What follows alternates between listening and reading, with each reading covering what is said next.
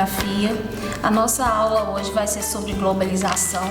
Nós vamos entender como, um pouquinho, como a globalização ela se expandiu no mundo. Bem, a globalização é um fenômeno que ocorre no mundo inteiro. E esse fenômeno, ele teve início no século XV, com as navegações marítimas, no período em que as culturas começam a se espalhar pelo mundo afora. A globalização, ela tem 3 etapas. A primeira etapa, como eu já disse para vocês, seria a primeira fase, ocorreu entre o século XV e o século XVI com as grandes navegações. Essas grandes navegações que eu falei no início são as rotas comerciais. Rotas comerciais responsáveis de estar levando os seus produtos pelo mundo afora. O meio de transporte que existia nesse período era somente por navegações. Então, foi assim que a cultura começa a se espalhar pelo mundo. Bem, a segunda fase, nós temos a Revolução Industrial, que ocorreu no finalzinho do século XVII, início do século XVIII. A Revolução Industrial, ela modificou o mundo todo de uma forma muito dominadora e de uma forma rápida, porque a substituição do trabalho manual pelas máquinas, ela ocorreu de uma forma muito rápida na Europa e posteriormente para os outros continentes. Ainda na segunda fase, nós temos também a urbanização, que com a Revolução Industrial houve uma produção muito mais rápida e que obrigou as pessoas a procurar o que era de moderno. Nesse período, muitas pessoas, com a novidade da Revolução Industrial, saíram do campo em direção para as cidades. Tudo era novo. Então, com essa urbanização, veio também a separação, de um lado, as pessoas que tinham poder aquisitivo e de outro lado, as pessoas que vinham em busca de emprego e se alojavam em cortiços, se alojavam em subúrbios em busca de emprego nas fábricas. A terceira fase da globalização é a fase mais moderna e é a fase pela qual passamos, que é a fase da tecnologia.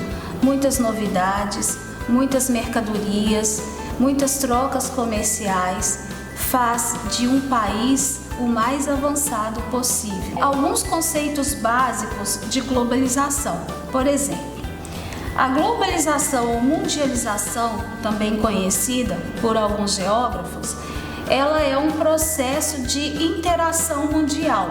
O que seria esse processo de interação mundial? Seria um processo que favorece as pessoas além de ter trocas, de ter acesso a produtos de outros países, ela tem acesso também a várias culturas. As pessoas podem viajar para qualquer lugar do mundo sem precisar sair do lugar com a tecnologia. Uma pergunta que eu faço para vocês: a globalização ela chega no mundo inteiro da mesma forma?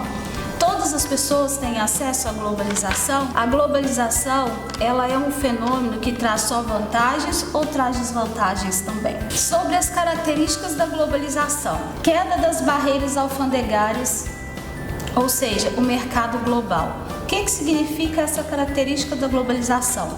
Os países que têm acordos entre si, eles podem favorecer um ao outro redução ou até mesmo isenção de tarifas para facilitar as trocas comerciais. Outra característica, tendência à homogeneização cultural, ou seja, as músicas, as comidas, o cinema, o vestuário, a alimentação, nós temos acesso a isso com a maior facilidade possível. Como eu falei anteriormente, hoje a gente pode viajar para o mundo inteiro sem precisar sair do lugar. De acordo com o apoio da tecnologia, né, você vai para onde você quiser. Ou se você tem um sonho de viajar para algum lugar, você vai viajar e quando você chega nesse lugar, você já tem em mente o que esse lugar pode te oferecer, de acordo com imagens, né, que você tem através do meio tecnológico. O que essas duas imagens têm em comum? Uma foto, ela é tirada na região central da China.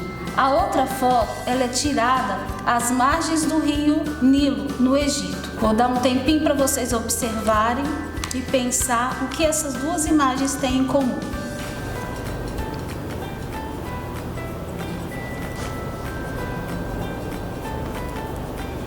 Bom, apesar de distantes, né, lugares distintos, vocês conseguem observar o símbolo do McDonald's na imagem, tanto tirada na região central da China, quanto a imagem do rio Nilo, no Egito.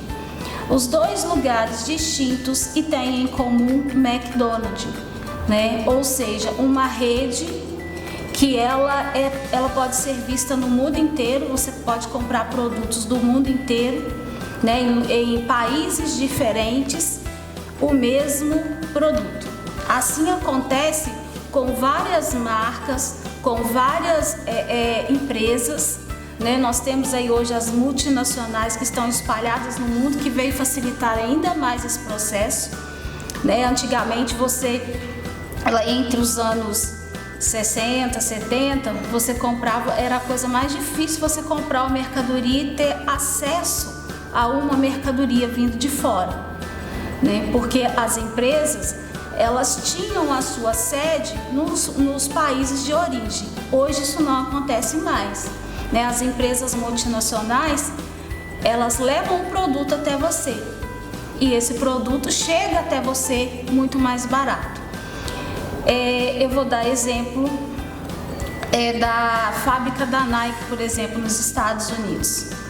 Hoje você liga para o escritório da Nike para você fazer uma encomenda, né, de uma quantidade X, né, de um produto dessa marca. Se você ligar diretamente para o escritório, você não vai conseguir essa mercadoria, porque as multinacionais, elas estão espalhadas e junto com elas as fábricas, elas estão direcionadas aos países subdesenvolvidos. Nos países subdesenvolvidos, as grandes empresas, elas têm acesso à matéria-prima mais barata, energia mais barata, mão de obra mais barata. Isso é o que facilita as empresas a procurar lugares que tenha um custo muito mais baixo. Sendo o custo mais baixo, eles vão ter um lucro bem maior. Essa imagem,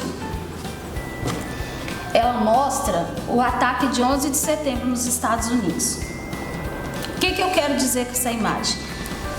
Essa imagem, no momento que aconteceu esse ataque terrorista, o mundo inteiro teve acesso a essa informação praticamente na mesma hora. Isso prova que os meios de comunicações, né, eles estão direcionados tanto nos países mais pobres quanto nos países mais ricos. Aí eu volto naquela pergunta lá atrás. O mundo inteiro tem acesso à globalização? Sim. O mundo inteiro tem acesso à globalização, mas o mundo inteiro não tem acesso à globalização da mesma forma, porque a globalização, ela age diferente nos países. Por mais que alguns geógrafos, alguns pesquisadores digam que o mundo é uma aldeia global, o mundo não é uma aldeia global. O que significa essa frase que algumas pessoas usam para fazer uma denominação à globalização? A aldeia geralmente é um lugar pequeno e que as pessoas ajudam as outras pessoas, né? E isso não acontece na globalização. Ela chega de forma diferente nos países e a globalização, ela é cruel para algumas pessoas. Se você pegar um país africano, por exemplo, né, um país, uma aldeia lá na África, um lugar distante, no país, né, pobre daquele, você vai ver que as pessoas estão passando fome, as pessoas estão morrendo, né? As pessoas não têm acesso às grandes tecnologias para poder favorecê-las, né? Diferente de você pegar um país na África e você ir, por exemplo, para a Alemanha, né? Num país europeu, um país de primeiro mundo, que você vê as melhores escolas, você vê aí os melhores comércios, as melhores indústrias, né? Então a globalização, ela age diferente de um lugar para o outro.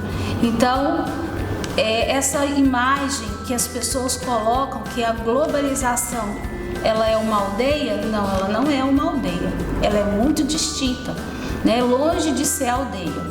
Então, voltando para a imagem, essa imagem, esse ataque, o mundo inteiro ficou sabendo.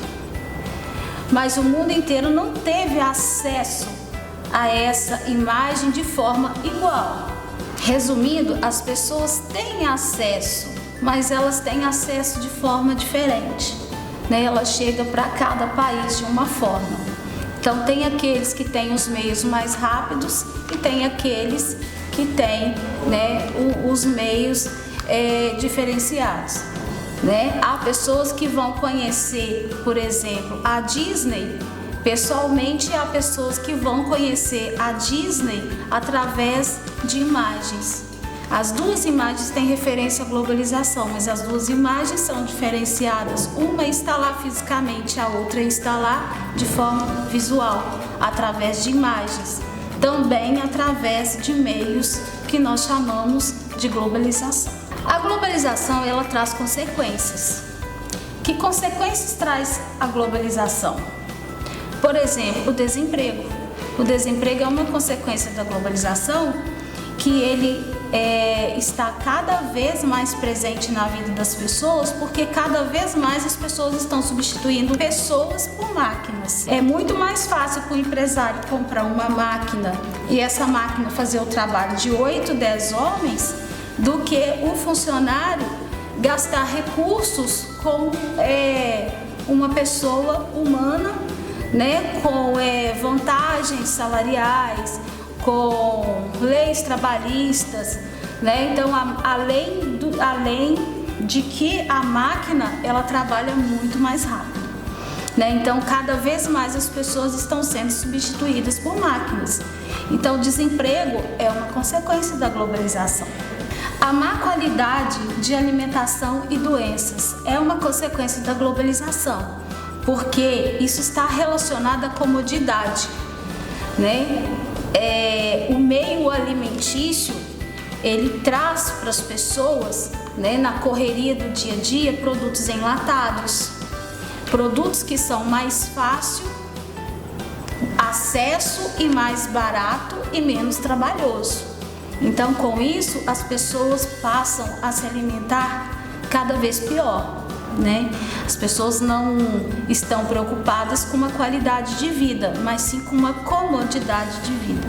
Investimentos na economia estrangeira é uma consequência da globalização? Sim, é uma consequência, porque a economia estrangeira ela está cada vez mais presente nos países. Competitividade no mercado comum.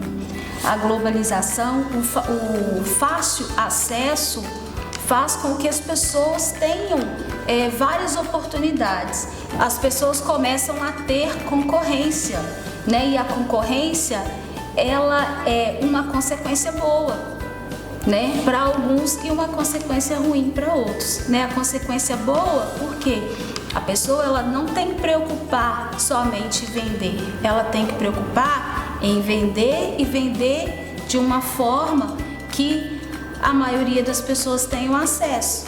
Então, se a maioria das pessoas tem acesso aos produtos e tem facilidade para comprar, isso faz com que a concorrência aumente cada vez mais. O consumo e o meio ambiente.